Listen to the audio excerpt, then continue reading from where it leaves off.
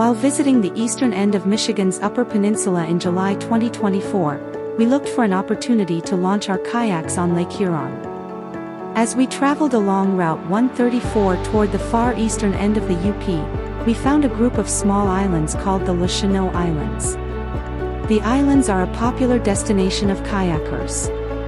However, we chose to launch our kayaks a little further east toward Detour, from the Terry L. Anderson Roadside Park. The park is located between Albany and St. Vital Bays and was a quiet spot with easy access to the water.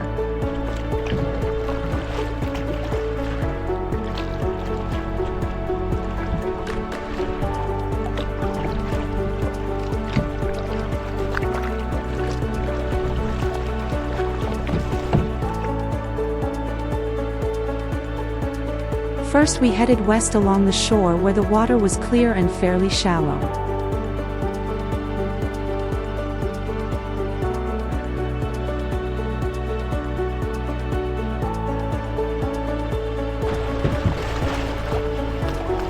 Then we turned our kayaks out toward the middle of the lake and headed to Saddlebag Island.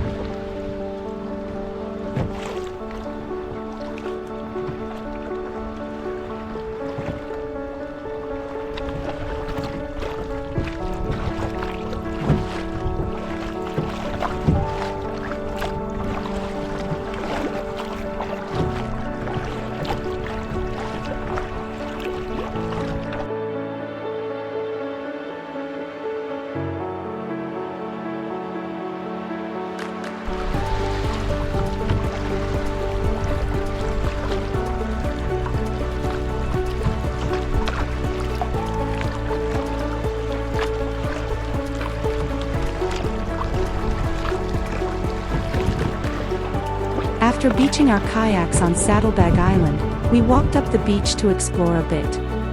We found what looked like an abandoned boat, turned upside down.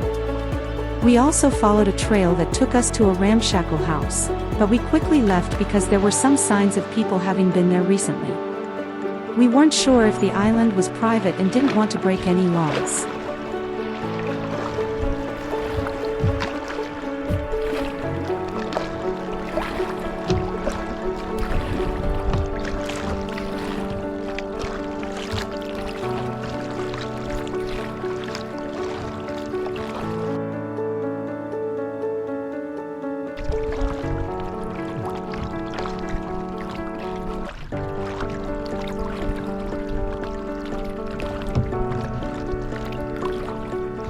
As we paddled around the other side of the island, we saw what looked like part of a dock and part of another wooden structure.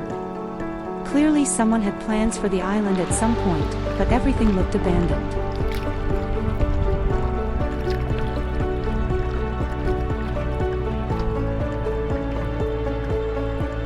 We continued paddling around the southeast end of the island, looking at the large boulders below us in the clear water.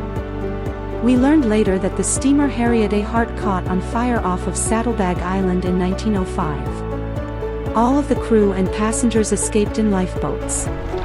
The hull of the steamer drifted onto the reef during a storm a couple of days later. Here to the right, you can just see the old house we found when we landed on the island.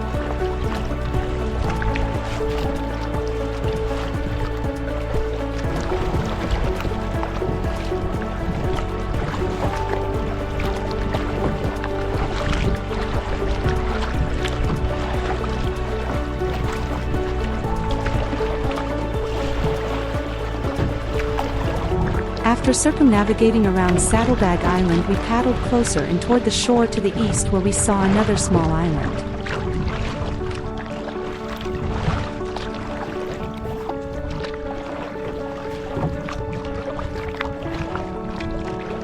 You can clearly see the rocky shoal surrounding the tiny island.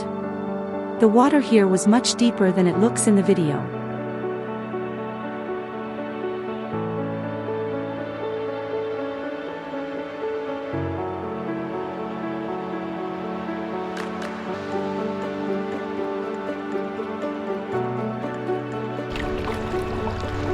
After circling the tiny island, we headed back to shore where we started.